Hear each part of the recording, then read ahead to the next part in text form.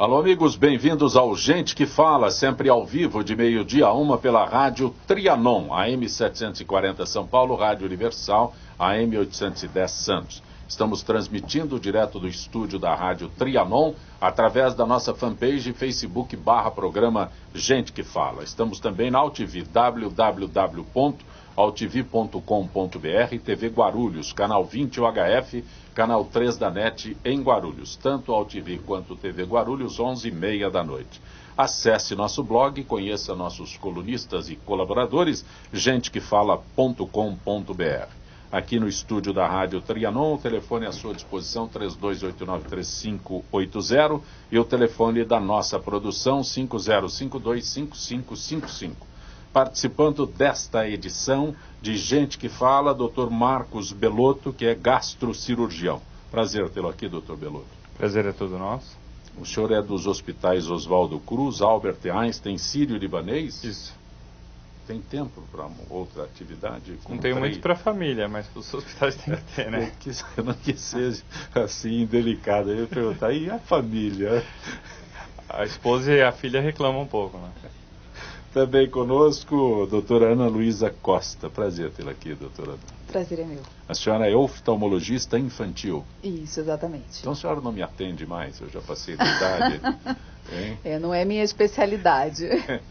É Clínica Fares, é isso? Isso, exatamente. Correto? Também conosco, o pneumologista, doutor Geraldo Lorenzi Filho. Prazer tê-lo aqui, doutor Geraldo. Prazer é meu. O senhor é especialista em medicina do sono. Correto, é uma nova especialidade, é uma subespecialidade da pneumologia, otorrino, psiquiatria, neurologia. E eu coordeno um programa na Universidade de São Paulo, 1 ano de residência em medicina do sono. Afinal das contas, a gente passa 1/3 a 1/4 da vida dormindo e muitos problemas acontecem nessa hora, né? Mais fácil quem dorme ou quem não dorme? Tem todos os tipos de problema. Também conosco o Dr. Fernando Santos. Prazer tê-lo aqui, Dr. Fernando. Muito prazer, muito obrigado pela essa oportunidade para a gente poder falar um pouquinho do nosso trabalho que vem transformando a vida de muitos jovens aí, não só no Brasil, mas em vários países da América Latina. Cirurgião dentista. Sim. Que é a Turma do Bem? A Turma do Bem ela é uma organização social que ajuda jovens de 11 a 17 anos que têm graves problemas odontológicos e que não têm recursos para pagar um tratamento ou não conseguem encontrar o tratamento adequado no poder público. Então nós unimos... Muitas vezes nem sabe que tem essa necessidade. Ou às vezes até sabe, e o que é mais duro, sabe que o pai ou a família não tem condições de oferecer aquilo que ele precisa. Então nós reunimos dentistas que são voluntários no próprio consultório e que oferecem gratuitamente não só o tratamento, mas o acompanhamento para esses jovens de 11 a 17 anos. Ele mantém no projeto até completar 18 anos e tem a sua saúde bucal totalmente restabelecida. Seria uma bobagem se eu dissesse que às vezes as pessoas não sabem que tem problema dentário? Eu acho que sim, porque a gente percebe nesses anos todos, são mais de 14 anos de organização... O senhor tem olhar clínico, então o senhor olha para mim assim, sim. Se eu sorrir muito, o senhor já sabe, até aquele negócio ali, aquele lá e tal. Sim. É que dentro do projeto nós atendemos jovens que têm graves problemas. Então sim, é falta de elemento dentário, é abscesso, é inflamações gravíssimas de gengiva. Enfim, é um jovem que sofre bullying, é um jovem que está sofrendo não só dos problemas físicos, de saúde de uma forma geral, mas também dos problemas psíquicos que acabam afetando a vida dele. Ok. Doutor Belotto, recentemente, nesse final de semana, tivemos a perda de um dos maiores ídolos do Brasil, o cantor Gerry Adriani. E a família estava reticente em dizer lá atrás, no início do ano, que ele tinha problemas de saúde, né? E tudo isso é comum, não estou falando nenhuma novidade, mas ele foi vítima de câncer no pâncreas, é isso mesmo? Isso, e interessante que eles descobriram porque ele teve uma trombose na perna, né? Que é o entupimento da veia.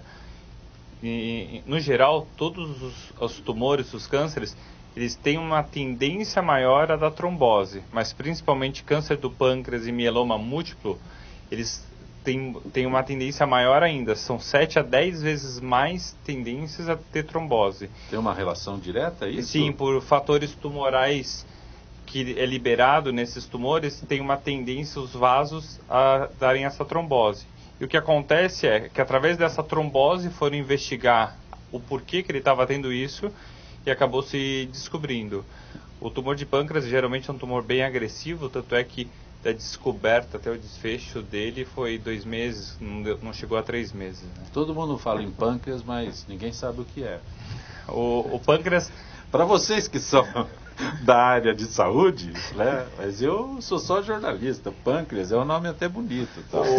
O pâncreas é uma glândula, de falar, né? Quando que a gente tem fala. na locução pâncreas, é uma palavra, mas parece... A gente não sabe o que é. É uma glândula que, bem grosseiramente, fica na frente da coluna Sim. e atrás do estômago. E faz toda a regulação do quê? Do açúcar do sangue nosso, que aumenta e diminui. E ele é um órgão que atua principalmente também na digestão, porque o pâncreas, essa glândula tem as funções endócrinas e exócrinas. O que é esses 2 palavrões? Por favor. Endócrino, bem grosseiramente, é controlar o açúcar do sangue. E exócrino são enzimas que produzem, que ajudam na nossa digestão. Então, quando você tem que tirar, em alguns casos de tumores, todo o pâncreas, esse paciente, além de ter que tomar insulina para o resto da vida, ele tem que tomar várias enzimas para ajudar na digestão. Mas ele tinha um diagnóstico de diabetes, alguma coisa assim? Não, existe uma relação, e isso foi uma descoberta recente.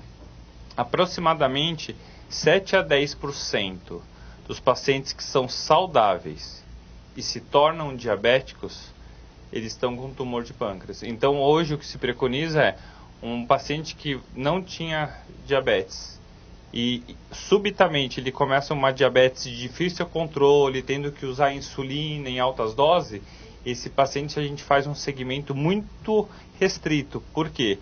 Em 7 a 10% ele pode estar se tratando de um tumor inicial. Diferente de um paciente que a minha glicemia de jejum, meu açúcar do sangue está um pouquinho aumentado. Isso é diferente. Isso chega muito para o paciente no nosso consultório pensando nisso. É o paciente que subitamente ele começa a ficar com diabetes mesmo. O senhor é gastrocirurgião e as pessoas o procuram com esse problema? Eu não sei o que é, eu vou lá, quer dizer, eu não quero ir no senhor, né? A não ser que eu não quero ir no dentista, não quero no oftalmo, eu não quero ir em lugar nenhum. Mas quero em mim, principalmente, toda vez que você me vê, você fala isso, né? Que você quer ficar distante de mim, que a gente trata principalmente de câncer, né? Não, o que eu digo é espero não precisar do senhor, né? É verdade. Da mesma forma com todos os outros. Especificamente, essa é a minha sub-área, que é câncer de pâncreas e fígado. E pâncreas, para vocês terem Porque aqui no caso específico do Gerry Adriani que a gente está abordando, foi uma surpresa para todo mundo, posso colocar dessa forma? Sim, porque ele é o tumor que ele tem, geralmente quando ele dá sinais e sintomas, ele já está o quê? Espalhado pelo corpo. Passou da hora de eu procurar o Dr. Belotto, é isso? Mais ou menos isso. O Raul Cortez, se a gente lembrar, sim. Raul Cortez, ele começou como? Ele achou que ele estava verde, ictérico, né, que a gente fala, amarelo, mas ele tinha uma viagem para a Itália e foi para a Itália. Ele morava um pouco lá. Dr. Belotto, ele foi para a Itália. Mais ou menos isso. Quando ele voltou... Isso é comum. É bem comum. Quando ele voltou, ele estava mais amarelo, daí ele foi procurar. Só que já era um tumor que daí invadia outros órgãos. Mesmo ele operando, ele viveu mais 2 anos e 2 meses, 2 anos e 3 meses só. E a parte da doutora Ana Luísa, mas o neto, que é nosso colega de rádio, da AltV, ele estava com uma, sei lá, consulta, alguma coisa com oftalmo. Entre ir no oftalmo e passar 40 dias na Itália, ele ficou 40 dias na Itália, desprezou o oftalmo e hoje praticamente não enxerga. Parece que para vocês todo mundo é admirado, assim, mas o negócio do Raul ter ido para viajar e depois, né? Porque o médico fica aqui, mas a viagem a passagem vence. Vence, né? Vem isso. Infelizmente é assim. Doutora Ana Luísa, o que é Abril Marrom? Basicamente, eu acho que a gente tem feito essas campanhas de divulgação de alguns problemas de saúde. Então, a gente já tinha o Outubro Rosa, que já é muito famoso da divulgação de informações do câncer de mama. E agora a gente tem, né, o Abril Marrom, já tem um tempinho. Agora está ficando uma coisa mais, assim, famosa. Mas basicamente é um mês de prevenção da cegueira, que a gente chama a atenção dos pacientes para algumas doenças oftalmológicas que a gente precisa lembrar, porque tem muita doença oftalmológica que não dá sintoma, principalmente o glaucoma, que é o foco desse Abril Marrom de 2017. Então, a gente precisa realmente lembrar, até o que o senhor falou, que a gente não está sentindo nada e quando vai ver, às vezes já está num estágio mais avançado da doença. Então, a única forma de prevenir o glaucoma... é uma dessas doenças silenciosas, é isso? Exatamente. Exatamente. Normalmente o sintoma ele é mais tardio e já é assim um sintoma de perda visual irreversível. Então, a gente não consegue mais voltar atrás. Né, mas não parece um absurdo que alguém que... No caso da senhora, a senhora é oftalmo infantil, né? Isso. Com criança talvez haja dificuldade de se expressar. Agora o glaucoma também, ele tem o glaucoma congênito, né? E tem o glaucoma primário, que é mais comum nos adultos. Agora o glaucoma congênito é mais comum na criança e a gente diagnostica mesmo que a criança não fale nada, não se expresse, porque daí é um quadro, assim, terrível. Como é que é possível a olho nu? Porque eu sou leigo, né? E curioso apenas. Aliás, uso muito de ironia, como fiz com o Dr. Belotto agora. Mas quando tem aquela pele branca, alguma coisa assim, esse já é um estágio... na verdade... É isso? Não exatamente. Em termos do glaucoma congênito, especificamente falando, normalmente a criança, ela, assim que nasce ou um tempinho depois, ela começa a ter um crescimento do globo ocular, da parte da frente do olho, começa a ter a córnea, que é a parte da frente transparente do nosso olho, pela qual a gente vê a cor, ela começa a ficar esbranquiçada, há muito. Daí a mãe nota que tem alguma coisa errada, mas em geral é um quadro terrível, que leva à perda visual rápida. A senhora citou, como é que é, outubro rosa, novembro azul. Essas isso. campanhas funcionam? Agora Abril Marrom funciona? Eu acredito que sim. Eu acho que, principalmente em termos de glaucoma, o grande problema do glaucoma e de outras doenças também, não só oftalmológicas, mas na medicina como um todo, um grande problema é a desinformação.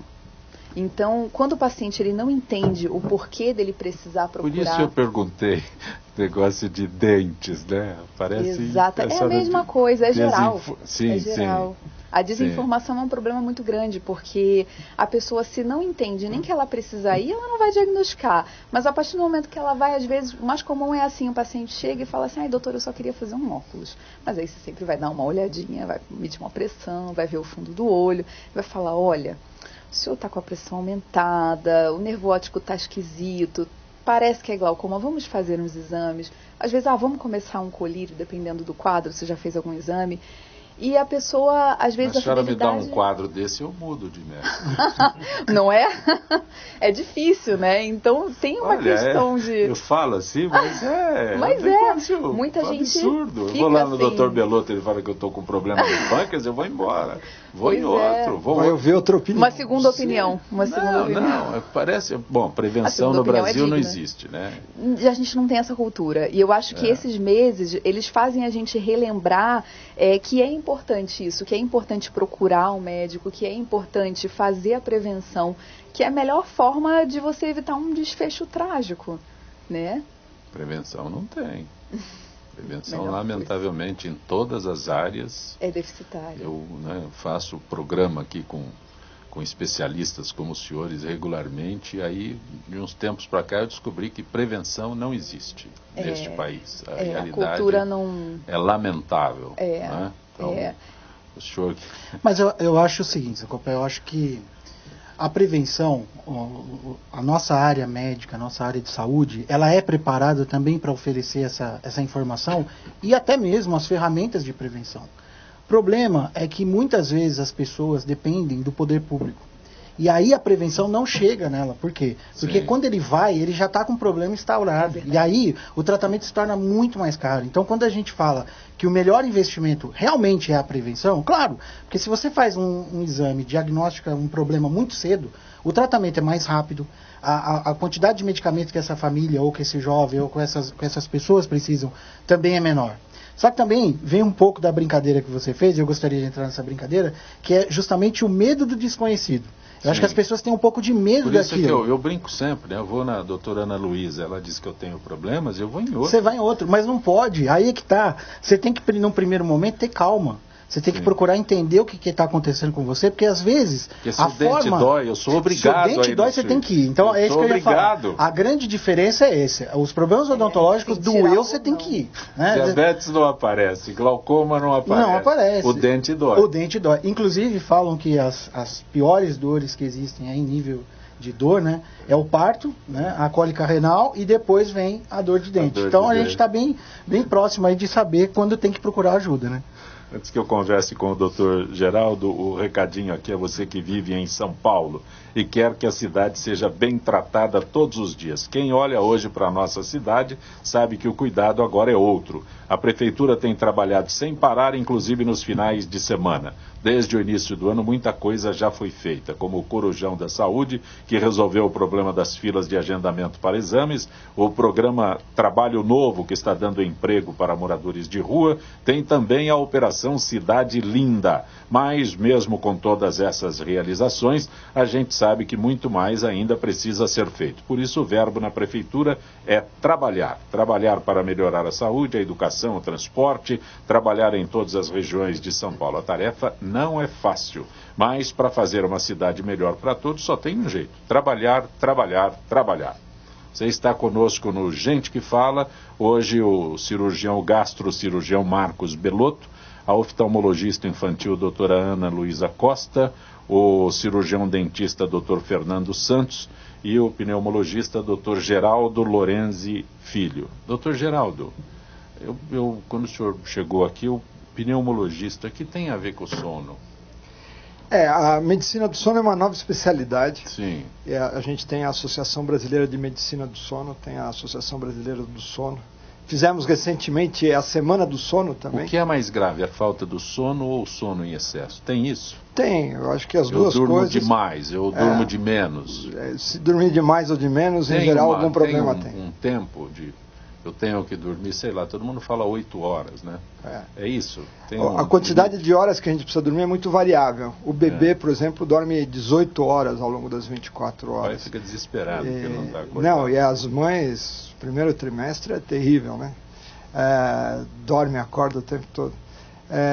Depois, os adolescentes estão muito suscetíveis à privação de sono, porque eles precisam dormir muito.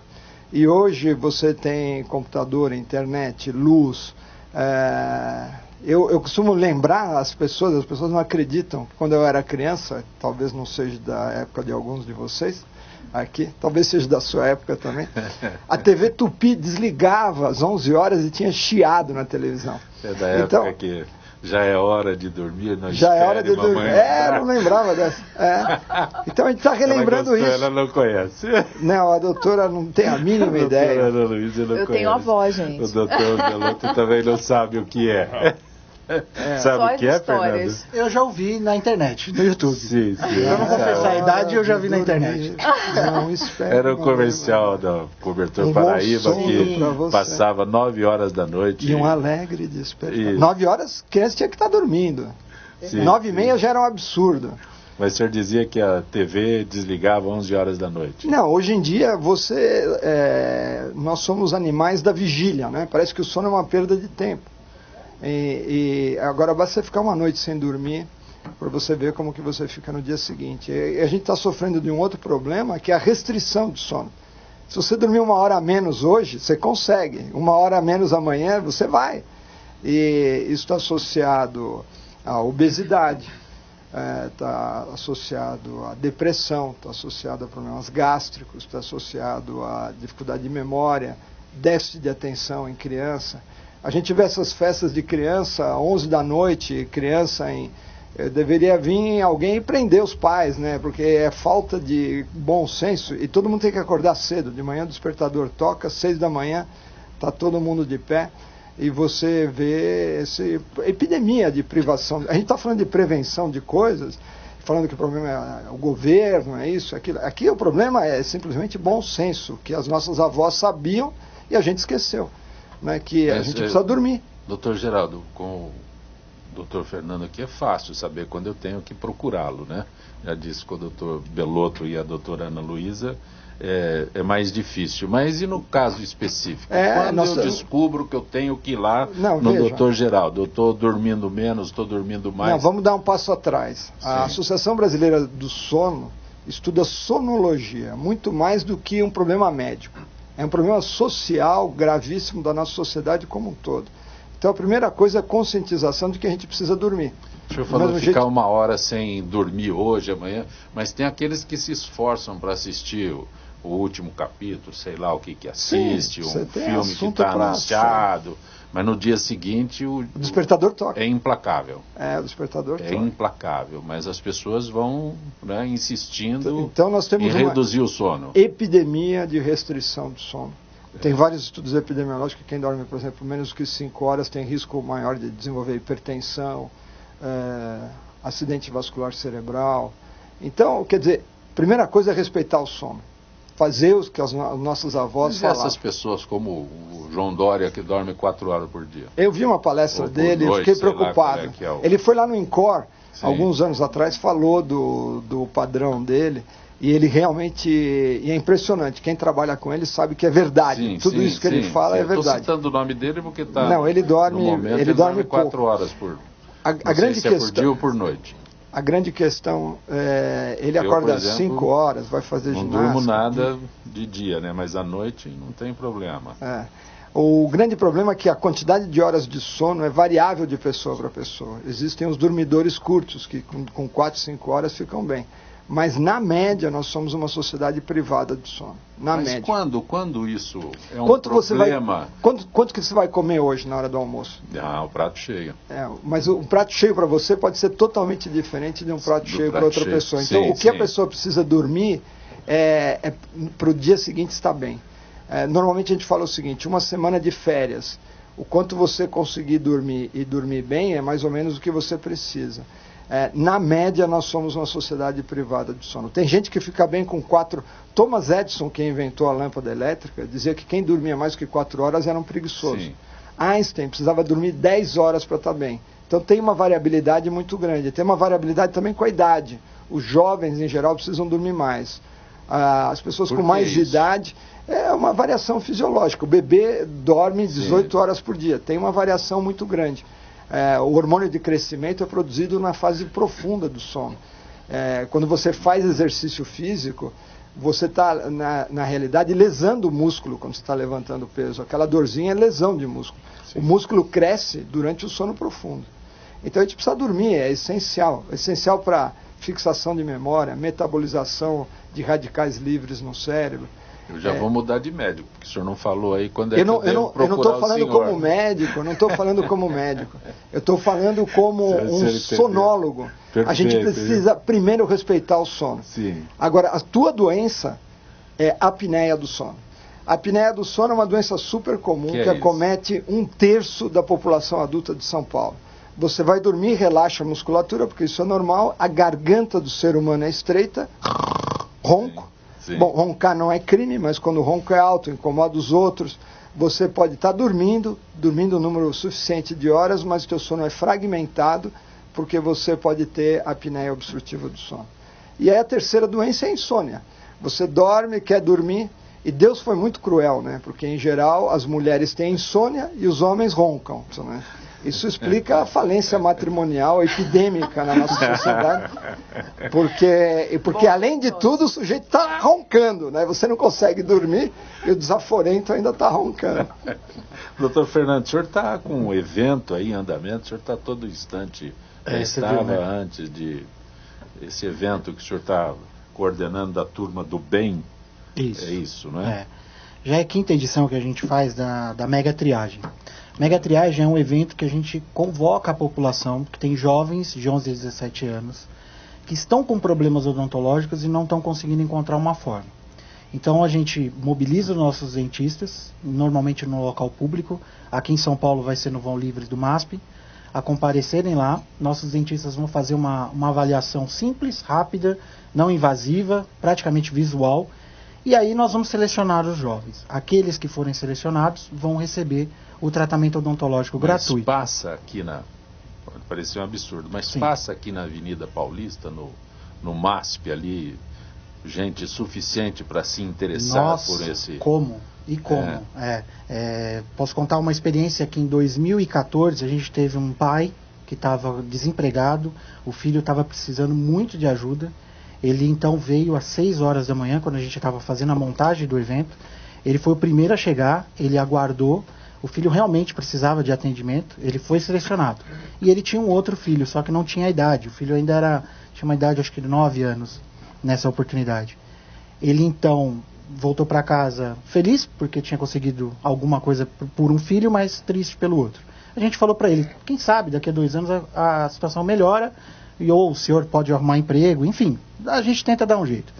Ele esperou 2 anos, ainda estava desempregado, esse senhor, e ele voltou em 2015 com o filho, agora sim com a idade, já que poderia passar pela triagem. E também o filho foi selecionado e recebeu.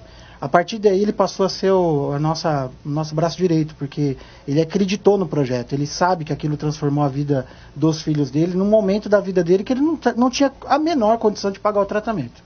E hoje os 2 jovens são os personagens da nossa arte, do nosso banner, desse evento que a gente vai fazer. Agora eu vou acrescentar nessa pergunta sobre a Avenida Paulista. Não é restrito? É uma negociação que a gente consegue através com o próprio MASP, né, que libera, cede gentilmente o espaço para a gente. A gente entra na Secretaria de Eventos aqui da Prefeitura e a gente conseguiu a aprovação para fazer isso. Então ela acontece embaixo do MASP, lá no vão livre do MASP, tudo regularizado, tudo certinho. E como é uma ação que não tem uma aplicação ou algum procedimento clínico ali, propriamente dito, então não há problema nenhum. As pessoas passam ali, são avaliadas e se ela for selecionada, ela recebe na casa dela uma carta com o nome do dentista. Aí é só a família ligar e marcar e vai ter o tratamento que precisa. Mas quando eu digo que é restrito, São Paulo é muito você está falando do deslocamento? É. As pessoas, quando precisam, mas elas não se pode deslocam. ser levado para outros pontos, sei lá, Largo 3 de Maio. Olha, eu dependo muito para na fazer Zona isso Norte, de voluntários. Né? Anhangabaú. Sim, eu precisaria de uma logística muito mais forte para fazer isso, porque essa ação não está acontecendo só aqui em São Paulo.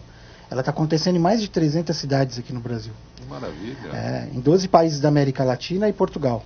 Então, eu tenho um número hoje no nosso escritório, uma ONG com 13 funcionários só, que tomam conta de 68 mil jovens, 16 mil dentistas e 750 mulheres vítimas de violência. Quantos dentistas participam? 16 mil.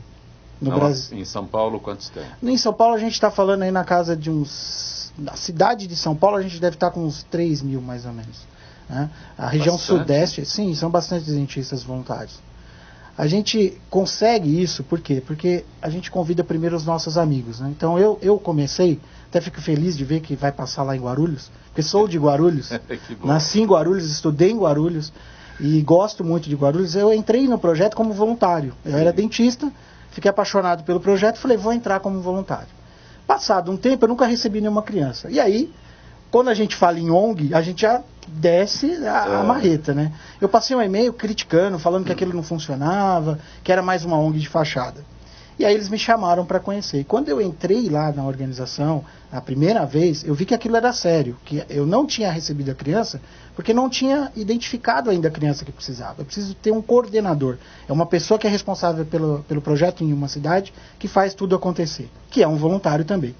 E aí eu me tornei coordenador. E lá em Guarulhos, então, eu comecei a fazer as minhas triagens e comecei a ver uma realidade um pouquinho diferente daquilo que a gente aprende na faculdade, né? Porque ninguém quer ser dentista para não ganhar dinheiro. A gente quer ser dentista, realiza um sonho, quer ter o seu consultório, quer trabalhar, quer ter o seu ganho, que é natural. Mas eu sempre pensava o seguinte, eu como filho único, eu questionava muita coisa. Por que meu pai ajuda fulano e não me ajuda? Por que minha mãe ajuda ciclano e não me ajuda? E aí eu comecei a transformar a minha vida. E é isso que a Turma do Bem faz. Os dentistas que entram como voluntários também começam a ter uma visão um pouquinho diferente dessa questão social. E aí a gente consegue mobilizar mais dentistas assim. Então a gente vai chamando os amigos, e um amigo vai chamando o outro, e hoje, graças às redes sociais, a gente consegue fazer um movimento muito grande. E hoje eu vou te dizer a verdade, a gente só não cresce mais porque a gente não tem recurso. Porque pessoas que precisam... É lógico que a doutora Ana Luísa, também o doutor Belotto e até o doutor Geraldo, né? Eu posso procurá-los, né, e dizer os sintomas que eu tenho para eles, tal. Eles vão fazer tem uma análise imediata que eles podem fazer. Uhum. Agora, no dentista, se eu não sentar naquela cadeira lá, não adianta. Tem jeito de eu... Tem, claro que tem. Claro. Se eu não sentar naquela cadeira infernal... Claro que tem. A gente, conversando com as pessoas, Sim. a gente já percebe alguns probleminhas que são evidentes. Vou parar de sorrir. Não, pode ficar tranquilo. Eu não fico o tempo todo avaliando, não. E fora isso, o próprio relato que a pessoa passa pra gente. Então tem muitos casos de muitos jovens... No início eu já disse um quadro, né, que é simples disso. É a dor. Então, se a pessoa tem dor, não tem como. Doeu, nossa, eu saio correndo e... E graças a Deus a gente, eu falo de uma forma geral, todos nós, quando sente a dor, existe uma forma de a gente recorrer.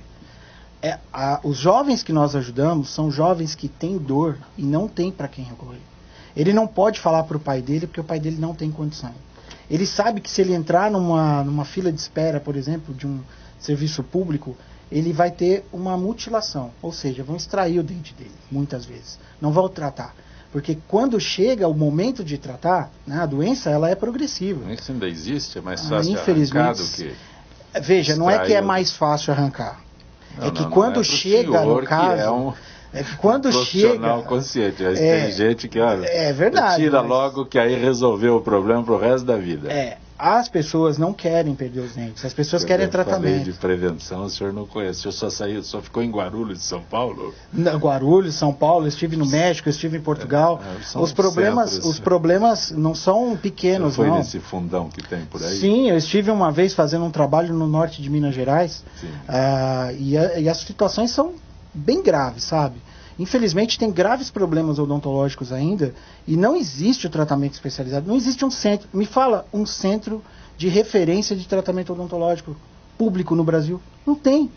Se a gente fala no centro de referência de tratamento do câncer, existe. Se a gente fala no centro de tratamento de mulher, existe. Do sono. E do sono, existe. E odontológico? Não tem, entendeu? Então ainda a odontologia, ela fica numa questão estética e de saúde muito complicada. Sendo que a primeira visão para isso deveria ser a visão da saúde. Porque aquele velho slogan de que a saúde começa pela boca é mais do que provado que é verdade. Muitos problemas relacionados à sono estão realizados com problemas odontológicos, realizados com posicionamento dentário. Muitos problemas gastrointestinais estão realizados com a pessoa que não sabe mastigar. Enfim, são muitos. O próprio oftalmologista, o dentista, ele trabalha ali no consultório dele, às vezes 10 horas por dia, com uma luz muito forte, refletindo uma coisa super branca, e ele fica ali, focado numa coisa pequenininha. Com o passar dos anos, ele vai tendo um prejuízo na sua visão muito grande. Então, até os colegas de odontologia têm que procurar outros colegas também de outras áreas para não poder, né, para poder estar com saúde também, para oferecer saúde. Sem contar o posicionamento da coluna, porque fica ali em cada posição. Você sabe disso, a gente deita o paciente e ainda assim a gente tem que ficar se contorcendo todo ali para poder oferecer o tratamento correto, né? O Nuno Cobra Ribeiro, a tese dele era sobre os exercícios que ajudariam o dentista. Eu falei, mas por quê? Aí ele deu essas explicações técnicas que o senhor está falando. Pois é.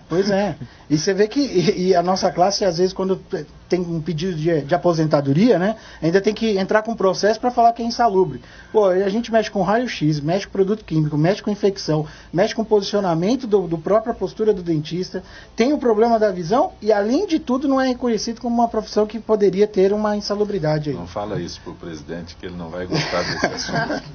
Você que vive em São Paulo e quer que a cidade seja bem tratada todos os dias, quem olha para a nossa cidade sabe que o cuidado agora é outro. A Prefeitura tem trabalhado sem parar, inclusive nos finais de semana. Desde o início do ano, muita coisa já foi feita, como o Corujão da Saúde, que resolveu o problema das filas de agendamento para exames, o programa Trabalho Novo, que está gerando emprego para moradores de rua, tem também a Operação Cidade Linda. Mas mesmo com todas essas realizações, a gente sabe que muito mais ainda precisa ser feito. Por isso o verbo na Prefeitura é trabalhar. Trabalhar para melhorar a saúde, a educação, o transporte, trabalhar em todas as regiões de São Paulo.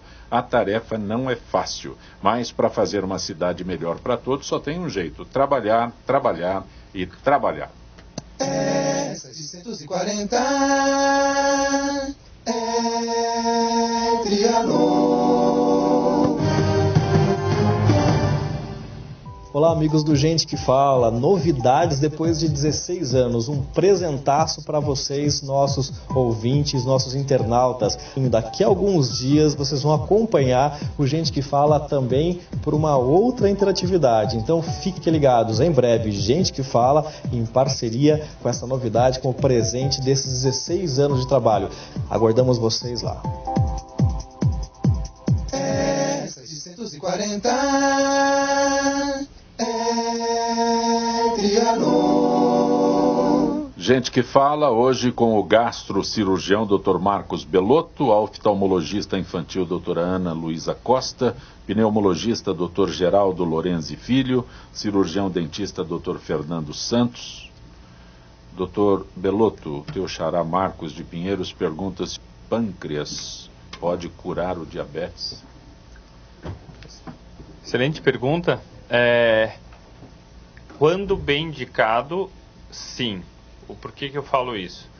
O transplante de pâncreas isolado hoje tem caído por terra. Geralmente se faz pâncreas e rins juntos, se tem bons resultados. Simplesmente o diabetes, existem estudos, hoje em dia eles estão transplantando só ilhotas pancreáticas e que tem sim curado diabetes. Daí você vai falar assim, então tá bom, vamos pegar todo mundo que é diabético, toma insulina e transplantar. Isso não acaba sendo tão fácil. E por que não se faz para todo mundo? Porque quando você transplanta o pâncreas, você tem que dar imunossupressão. Então você troca muitas vezes uma doença pela outra. A imunossupressão, você tem risco maior de linfoma, infecção, óbitos. Então as indicações de transplante são em alguns casos de diabetes. E geralmente quando você tem a falência do pâncreas e do rim junto, porque os pacientes que têm diabetes muito graves, muito severas, acabam tendo falência renal também. Então, nesses casos, se viram que o custo-benefício é melhor você transplantar esse paciente do que deixar ele na insulina. O que se viu o paciente que toma uma dose pequena de insulina, ele está equilibrado do ponto de vista diabético, ele tem uma morbimortalidade ao longo dos anos menor do que fazer um transplante de pâncreas. E essas informações que circulam aí, que um hospital, sei lá, um centro aqui em São Paulo faz cirurgia do pâncreas para extinguir a diabetes, é real? Então, aqui nós estamos falando de transplante. A pergunta do Marcos é sobre transplante. O senhor está falando, eu acho, de cirurgias. Existe a cirurgia bariátrica, que hoje em dia mudou o nome, se chama cirurgia metabólica. Por quê? Em alguns casos ocorre uma melhora do diabetes e então o paciente acha que ficou curado. De fato ficou, mas entenda que a cirurgia bariátrica, que é a metabólica, ela melhora a diabetes, mas que erroneamente a gente fala assim, é a cura do diabetes? Não. Por quê? Tanto é que quando o paciente vai no consultório, a gente faz exames laboratoriais para ver a reserva pancreática que esse paciente tem. Por quê? Se a gente sabe que ele tem uma reserva do pâncreas boa, a gente faz a cirurgia e o pâncreas vai dar conta de produzir insulina e ele fica sem diabetes. Se a reserva do pâncreas dele é ruim e ele faz a cirurgia, ele não vai ter benefício. Não é que existe uma cirurgia que você vai lá e o pâncreas volta a regenerar. Falar isso, né? Uma cirurgia que você vai lá, faz por que não faz essa cirurgia que cura aí o diabetes? Eu nem sei se isso existe ou não. Então, dependendo se o seu pâncreas ele ainda não foi totalmente destruído, você tem uma reserva pancreática boa e você pode sim fazer as cirurgias metabólicas que a gente fala no obeso.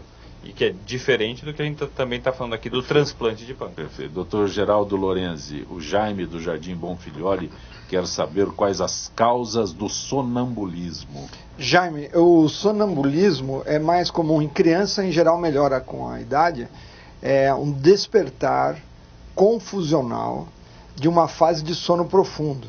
E mostra muito bem, a curiosidade, como a consciência é uma coisa meio que se mistura, né? Então, se você tiver um despertar durante o sono profundo, muitas vezes a pessoa não fica nem acordada nem dormindo. E esse é o sonambulismo. Em geral, melhora com a idade. Em geral, não precisa de um tratamento específico, só os cuidados para a pessoa não se machucar. E Quando assim se fala em sonambulismo, parece coisa de filme, aquelas coisas. Sim, existe por aí, gente andando à noite. Sonambulismo. Mas não é isso. Aqueles desenhos, né? Porque o sujeito vai andando. Isso, os filmes de terror que mostram o sonâmbulo. Então a gente associa... O sono é maravilhoso. A gente associa, né, a um fato que não é real, né, a história do sonambulismo. O sonâmbulo não está nem acordado nem dormindo. Uma coisa curiosa dessa coisa... Tem que arrumam como desculpa também. Tem de tudo, né? A gente sabe de... que é curioso? Não, só fazer um comentário. O sonambulismo em inglês chama sleepwalking, quer dizer, o cara está dormindo e andando. Sim. E existe uma nova doença agora que se chama sleep texting. O sujeito, no meio da noite, pega o celular, manda uma mensagem, muitas vezes, por sorte, ela não tem muita lógica. Aí tá com cara de desculpa. Não, o sujeito às 3 da manhã manda uma mensagem, eu te amo, tal, não sei o que lá. E de manhã não lembra, e está registrado. Isso mostra como a gente não respeita o sono, né? Fica com o celular ali do lado, pelo amor de Deus, desliga esse celular e vai dormir. Ficar com o celular é bom para arrumar esses problemas todos de sono que o senhor... É péssimo. Outro dia peguei um rapaz que ele tinha insônia, não conseguia dormir. Até que eu descobri que antes de dormir, e você, para tirar isso, tem que tirar a saca-rolha, ele pegava o celular e ficava uns 20 minutos toda noite com a namorada fazendo um DR, né? Aquela discussão, tal, não sei o que. Aí não consegue dormir, né? Fica tenso, né? Encheu a cabeça aí. Encheu a cabeça e a namorada não está do lado para fazer as pazes também, então aí a coisa fica terrível. É difícil. Ana Luísa, o Carlos, da Vila Ida, pergunta se o Serviço Público de Saúde oferece medicina preventiva na área da oftalmologia. Carlos, obrigada pela pergunta.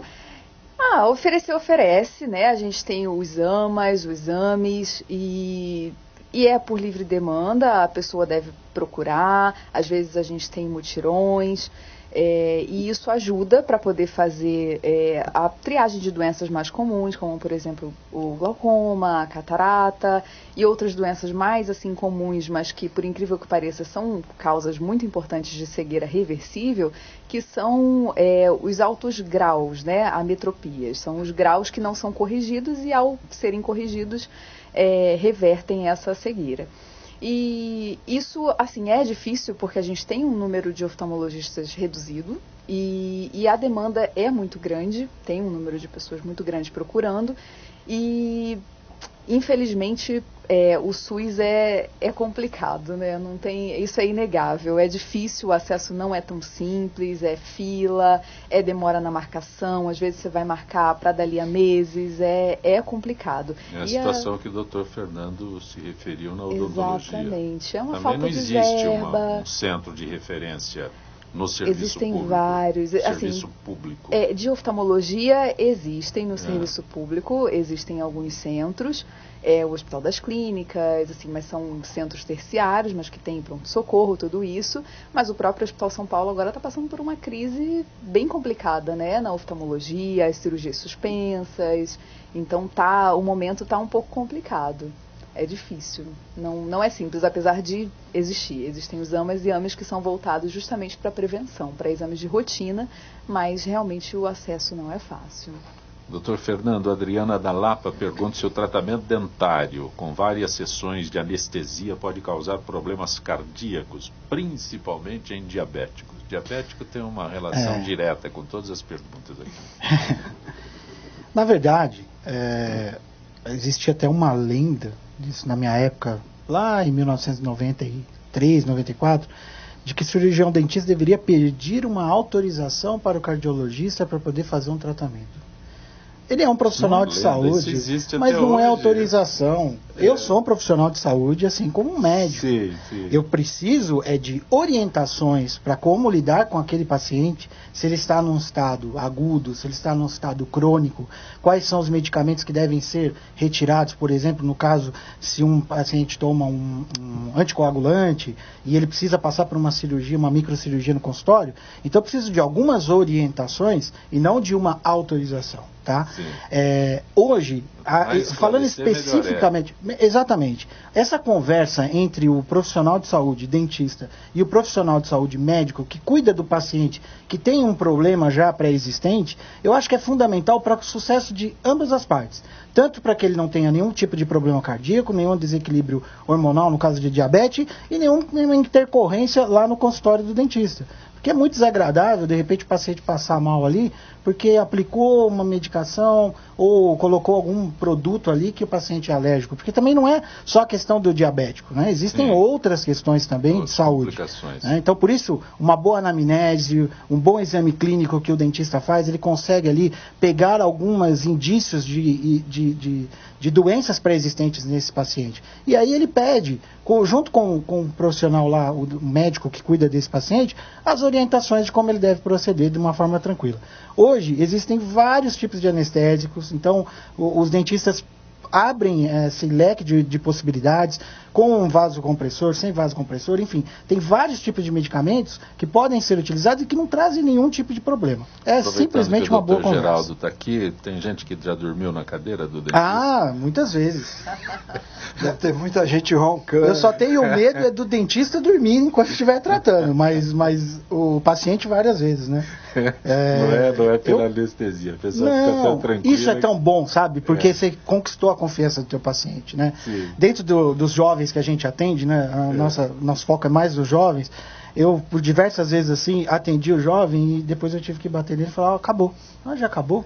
Então, tira um pouco daquela lenda da mente que você vai no dentista e vai sentir dor, sabe? Sim. Não é mais assim. Aqueles ferrinhos infernais. Não, hoje não é bem assim, não. Não, mas aqueles ferrinhos são os mesmos da época que o Sim, é do Black. É do Black, é o cara que inventou a maior parte dos instrumentais que a gente utiliza lá. Aqueles ferrinhos infernais lá.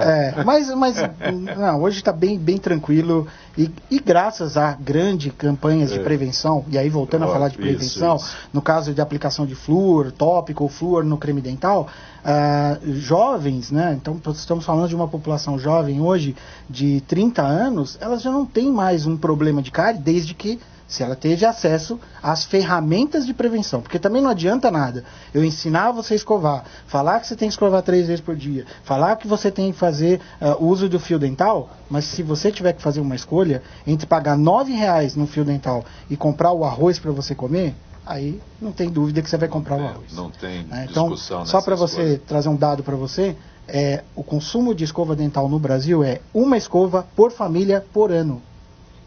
Escova por família por ano. Então quer dizer o seguinte, tem gente que tem uma escova em casa e todo mundo escova. Uma escova por família por ano. Tem um dado assim com relação a fio dental? Se a escova é assim, você imagina fio dental. Né? A gente tem um documentário que a Turma do Bem fez. Escova coletiva, eu fiquei assustado. Escova coletiva. Escova coletiva. Depois eu até te passo o link para você ver o documentário que a gente fez da escova coletiva, que o pai fala que ele e a esposa... Fala o link para as pessoas terem acesso. Se entrar no YouTube, lá na Turma do Bem, você vai encontrar todos os documentários da Turma do Bem, e um deles fala especificamente sobre isso, que é o tá rindo de quê? Ele fala, tá rindo de quê? E você vai ver que a criança tem a prevenção na parte educativa, está tão na mente das pessoas, que ela, para dar um jeitinho de passar o fio dental, o que ela fazia? Ela pegava a sacolinha do mercado e esticava ela para ela ficar bem fininha para ela poder limpar. Então ela sabe que tem que limpar, o problema é que ela não tem dinheiro para comprar. Então é aí que a Turma do Bem ajuda essas pessoas que já os programas de prevenção não surtiram efeito, eles já têm a boca destruída, e aí os dentistas do bem vão agir para poder restabelecer a saúde. Você que vive aqui em São Paulo e quer que a cidade seja bem tratada todos os dias, vai perceber mudanças sem dúvida alguma. Quem olha hoje para a nossa cidade sabe que o cuidado é outro. A Prefeitura tem trabalhado sem parar, inclusive nos finais de semana. Desde o início do ano, muita coisa já foi feita.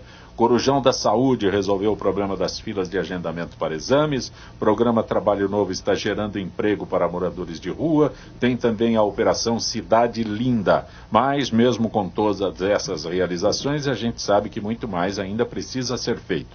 Por isso, o verbo na Prefeitura é trabalhar. Trabalhar para melhorar a saúde, a educação, o transporte, trabalhar em todas as regiões de São Paulo. E a tarefa não é fácil. Mas, para fazer uma cidade melhor, só tem um jeito: trabalhar, trabalhar, trabalhar.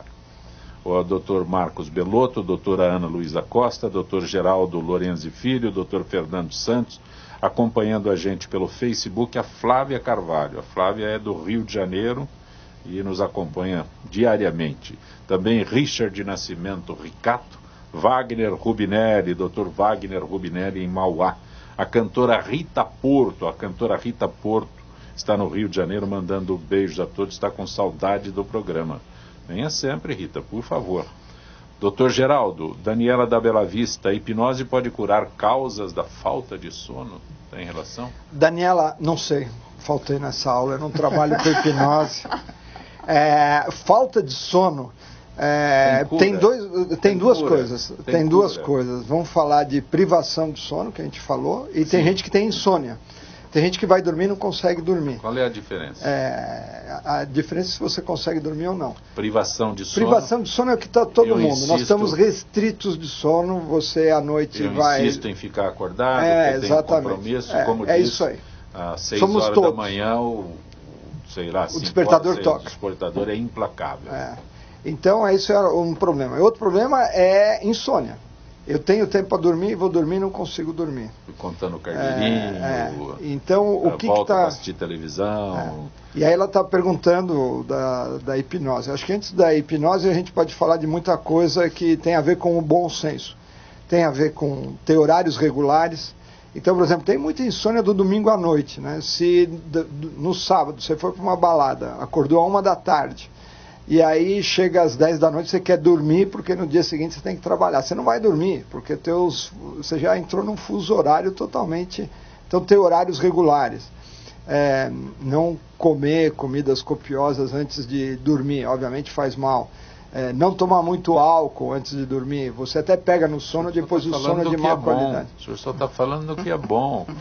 São aquelas coisas que as avós falavam pra gente, a gente esqueceu. Isso chama-se bom senso. Você está falando só o que é bom.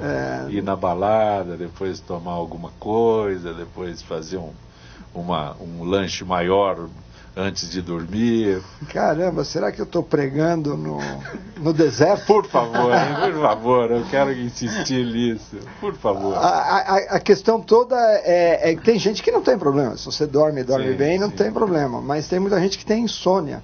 E essas pessoas, então, precisam ter horários regulares, não tomar bebidas cafeinadas antes de dormir. Café atrapalha mesmo? Café atrapalha. Não, tem gente que toma café e vai dormir e dorme bem, então tudo bem.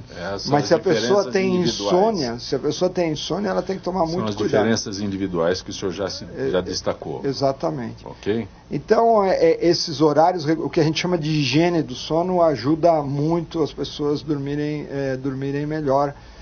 Hipnose eu não tenho experiência, não sei se alguém da Associação Brasileira do Sono tem experiência com hipnose. Ok. Doutora Ana Luísa, eu gostaria que a senhora rapidamente explicasse o que é o teste do olhinho. Certo. O teste do olhinho é um exame que é feito normalmente na maternidade, agora ele é feito por conta de uma lei que define que ele precisa ser feito sempre na maternidade antes da alta da criança, quando ela nasce. E é um exame bem simples, que é feito pelo próprio pediatra, não é feito pelo oftalmologista, porque é um exame de triagem, que basicamente diagnostica, assim, ajuda, né, a levantar a suspeita de alguns diagnósticos oftalmológicos. Caso esse exame, quando feito pelo pediatra, dê um resultado alterado ou duvidoso, o pediatra ele vai encaminhar para o oftalmologista, de preferência, normalmente o oftalmologista especialista nessa área pediátrica, e o oftalmologista vai fazer os exames que são necessários para chegar a um diagnóstico final. Dr. Belotto, videolaparoscopia. não é mais bariátrica, o senhor fez referência à bariátrica, que mudou um termo, mudou um nome técnico, é apenas técnico. Mas videolaparoscopia é mais comum hoje em dia, ao invés de bariátrica? Não, ou é complemento? São complementos, assim. A cirurgia bariátrica, ela pode ser feita pela forma que a gente fala convencional, que é aquele baita corte e tal. Ou por via laparoscópica, sim, ou por via robótica, entendeu? Então, são formas diferentes de se fazer a mesma cirurgia. No sistema privado, o que prevalece hoje é cirurgia laparoscópica e cirurgia robótica. No sistema público, ainda é a cirurgia aberta. O Neto, o craque Neto lá, ele fez uma cirurgia, grampeou o estômago, alguma coisa assim. Essa é comum. Qual é? Eu não sei a diferença. E graças a Deus não quero saber. São várias formas de hoje tem de cirurgias. Um que tira a parte do estômago, tem outra que costura, sei lá como é que é. Isso, existe bem grosseiramente as cirurgias que mexem só no estômago, outras cirurgias que mexem no estômago e no intestino. E dentre as cirurgias que mexem no estômago e do intestino, tem várias técnicas e formas. Sim. E que algumas são os prós e contras que a gente fala com o paciente. Você quer emagrecer, mas de efeito colateral você pode ter ou mais diarreia, ou você pode ter mais vômitos. Você tem diabetes, não tem? Qual é a reserva pancreática que você tem? Então a escolha da cirurgia varia de paciente para paciente. Por isso que existe essas diferentes técnicas. A via de acesso, como a gente fala, tem basicamente essas três, que é aberta, por vídeo ou por robô. Doutor Geraldo, rapidamente para Maria do Socorro da Vila Guilherme, fiz uma tomografia computadorizada que apontou um micronódulo pulmonar não calcificado de 3 milímetros. O médico diz que não há com que se preocupar. Agora acho que ela quer a segunda opinião. Tem que se preocupar? Concordo. Esses micronódulos que aparecem em tomografia são muito comuns. Aí você fica com uma cicatriz ali. Tem vários estudos mostrando que a maior parte desses micronódulos muito pequenininhos não significam nada. Pode dormir tranquila, viu? Muito bom, muito bom. Doutor Fernando Santos, como se tem detalhes sobre o projeto da Turma do Bem? Então, eu gostaria de fazer essa convocação, então, para os dias 27 e 28, aqui no Vão Livre do MASP, das 9h30 da manhã até as 16h30, jovens de 11 a 17 anos, acompanhado com os pais. Trazer um documento de comprova a escolaridade e uma cópia do comprovante de residência que ajuda. Fora isso, entrando no nosso site, que é o www.tdb.org.br, que é TDB de Turma do Bem.org.br, você vai saber aonde está havendo essa triagem em todo o Brasil. São mais, como eu disse, mais de 300 cidades, e triagens abertas são mais de 40 cidades, principalmente nas capitais brasileiras, que a gente está dando essa oportunidade. Grato por ter vindo ao nosso Gente que Fala. Eu que agradeço e espero participar outras vezes, trazendo mais informações também, porque eu acho que é importante falar de saúde bucal, porque a gente está falando de saúde geral. Doutor Geraldo Lorenzi Filho, tem algum endereço que eu possa dormir tranquilo?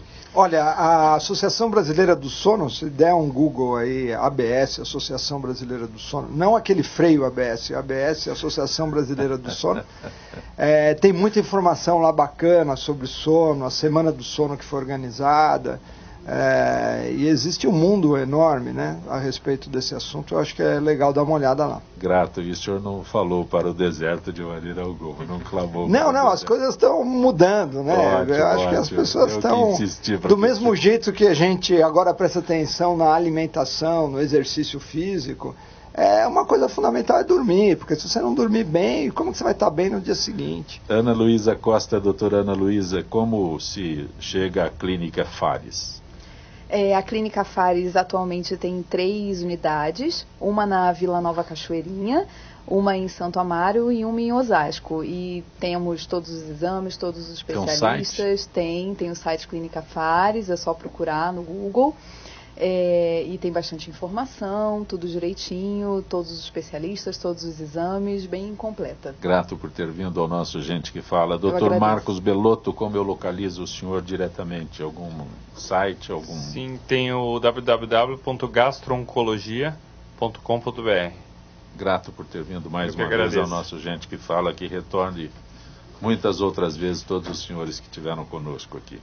Gente que Fala tem a direção-geral do jornalista Fausto Camunha, a diretora de produção Zenilda Salvato, redação Pedro Schiavon, produção cultural Ricardo Godoy. Na rádio Trianon, Benebenê, Cléo Rodrigues, Neildo Neres, Ricardo Valim e Sérgio Souza. Na direção da TV Guarulhos, Fernando Mauro. Na direção da UTV, Alberto Luquete.